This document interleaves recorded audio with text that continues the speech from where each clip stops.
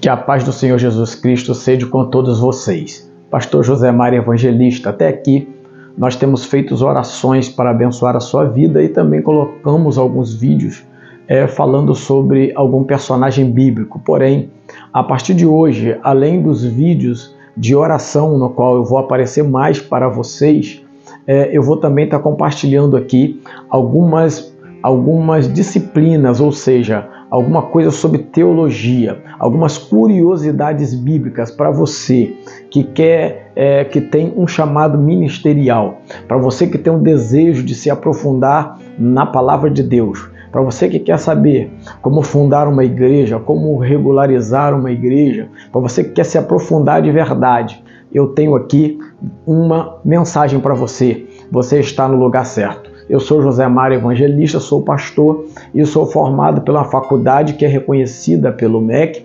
pastor aí há mais de 6, 7 anos, mais de 20 anos de ministério, e estou aqui para abençoar a sua vida. E você que é participante do nosso canal, que você também coloque aí sobre qual assunto você gostaria que o pastor falasse. E daqui a pouco, após a vinheta, estaremos aqui no quadro te explicando algo maior. Deus te abençoe, te aguardo lá.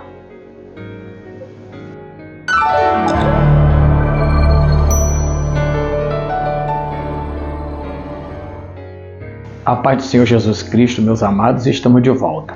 Em primeiro lugar, antes de prosseguirmos aqui na nossa aula, eu quero passar algo de experiência que eu aprendi no decorrer da história da minha vida. Eu aprendi que a cada dia nós temos que tomar isso que está escrito aqui, temos que tomar um chá. O chá é uma sigla, né? Um acróstico, assim como alguns gostam de falar, onde o C significa conhecimento, o H significa habilidade e o A significa atitude. Ou seja, o conhecimento, por exemplo, você que trabalha em qualquer área, você deve aprender. Eu aprendi assim e funcionou para mim, de repente pode funcionar para você. A cada dia você se dispõe em aprender uma coisa diferente. Se a cada dia você aprender uma coisa diferente, no decorrer de um ano, se ele não for bissexto, você vai aprender 365 coisas. Se ele for bissexto, você vai aprender 366. Então, a cada dia, você se dispor a conhecer algo novo, a aprender algo diferente, no final do ano você vai ter 365 aprendizado. Em relação à palavra de Deus, a cada dia eu me dispus a aprender uma coisa diferente. É lógico que você pode aprender muito mais durante o dia com a palavra de Deus, mas coloque assim no seu coração: vou aprender 5, vou aprender 10, vou aprender 4, mas tem que aprender de verdade, não só memorizar. Se você aprender pelo menos uma por dia, vai ter 365. E depois que você adquirir o conhecimento, você tem que adquirir o que? A habilidade. A habilidade se adquire quando você pratica aquilo que você aprendeu a conhecer. Mas, pastor, pensando na palavra de Deus, como é que isso funciona? Isso funciona da seguinte forma: a partir do momento em que você conhece, você tem que praticar para desenvolver a habilidade. Como eu vou fazer isso? A habilidade do autocontrole, você ter a habilidade de ter o comando da sua vida. E depois vem a letra A, que é o de atitude. É você tomar uma atitude em relação àquilo que você aprendeu, em relação àquilo que você conheceu. Um exemplo sempre que eu dou são as pessoas que são formadas. Por exemplo, eu tenho formação teológica, mas também eu sou enfermeiro. De que valeria minha faculdade de enfermagem se eu não tivesse a atitude de me preparar para concursos públicos? De nada valeria. Então, da mesma forma, a palavra de Deus, se você for ter o conhecimento, mas para não ter habilidade para poder viver o que você conheceu, você jamais vai ter atitude.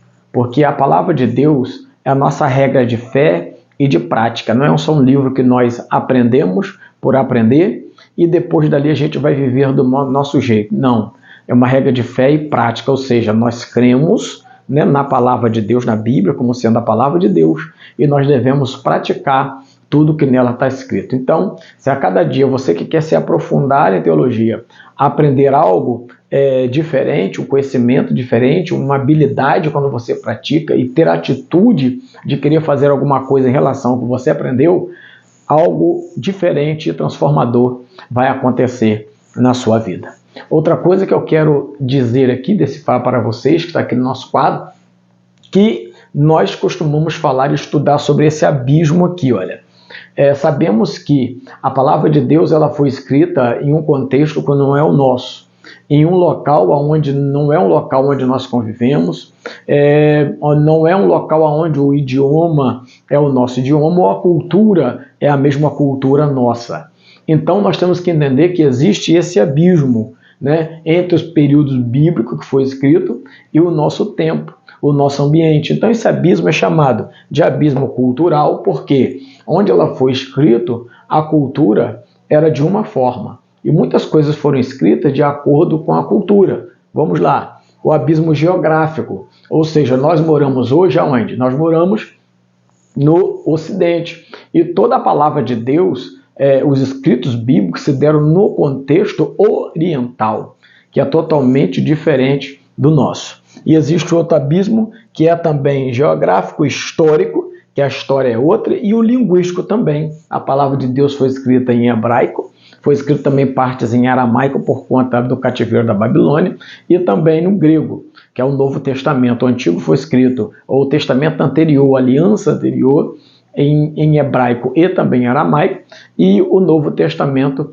escrito em grego. Depois eles juntaram, né, fizeram a Septuaginta, eles juntaram o Antigo Testamento e escreveram tudo no grego. E depois que a Bíblia ficou totalmente em grego, os autores dos países foram lá e realizaram as traduções para os seus países. E hoje a gente sabe que a Bíblia é o livro mais vendido, é o livro mais traduzido, é o livro mais lido e é o livro que tem impactado as pessoas e promovido transformação nas famílias, na sociedade. E esse abismo também das expressões, nós temos muitas expressões idiomáticas, expressões do idioma, expressão do local, expressão da cultura, que são expressões que algumas não existem no nosso país. Então, qual é a nossa função? Entender que existe um abismo linguístico, cultural, geográfico para os nossos dias, para onde nós vivemos. E qual é a nossa função? Estudar a teologia e fazer com que esse abismo seja transposto,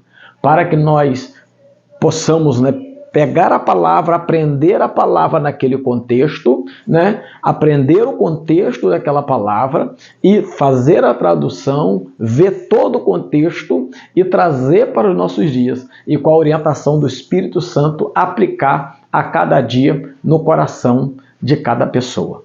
Sabemos que a palavra de Deus ela foi escrita primeiro num pergaminho. Pergaminho, irmãos, é pele de animais, porque não tinha papel. Foi antes da invenção do papel, foi antes da invenção da tipografia ou da imprensa. Então, ele começou a ser escrito em pergaminho e também em papiro. Então, originalmente, ela começou a ser escrito desta forma: pergaminho e papiro. Pergaminho de pele de animais que eram preparadas para a escrita, e papiro é derivado de uma planta que havia muitos nas lagoas, nos rios, da região, principalmente no Egito, que eles preparavam para poder escrever, né?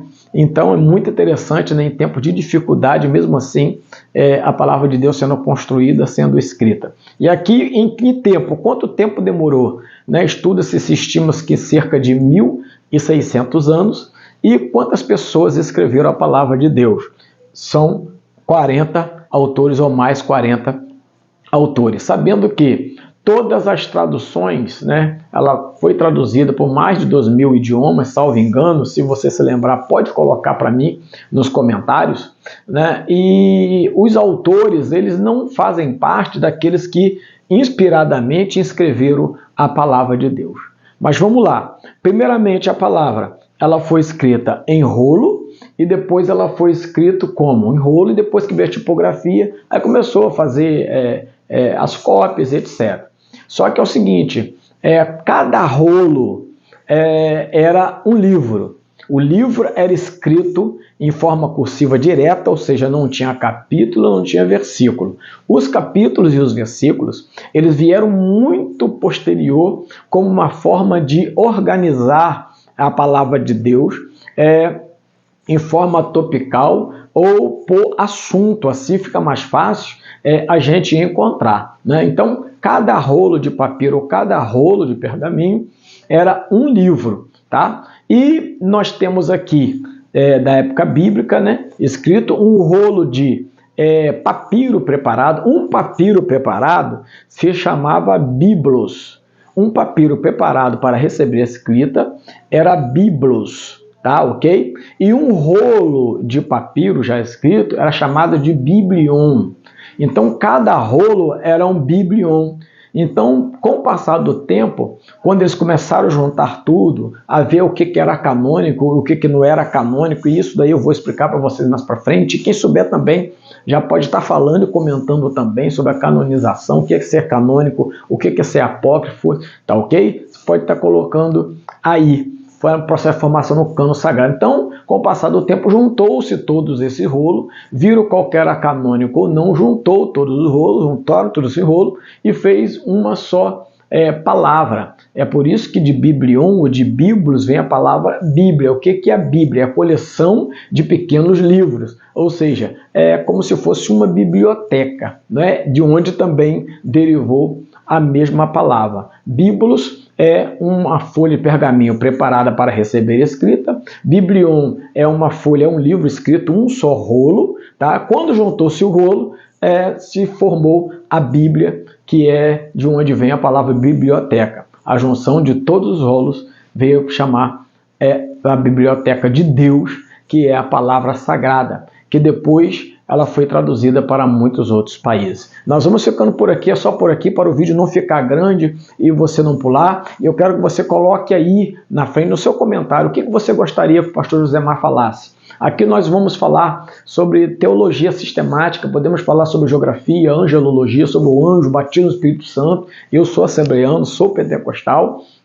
E você pode estar colocando só a dúvida aí sobre a volta de Jesus, sobre a tribulação, grande tribulação, pequena tribulação, a besta, o falso profeta, o anticristo, tribunal de Cristo. Então, muita coisa para ser falada. Então, você coloca nos comentários, vai colocando suas perguntas, que de acordo com suas perguntas, nós vamos fazendo os vídeos para poder te abençoar a sua vida. Fique com Deus, que Deus lhe abençoe, em nome de Jesus.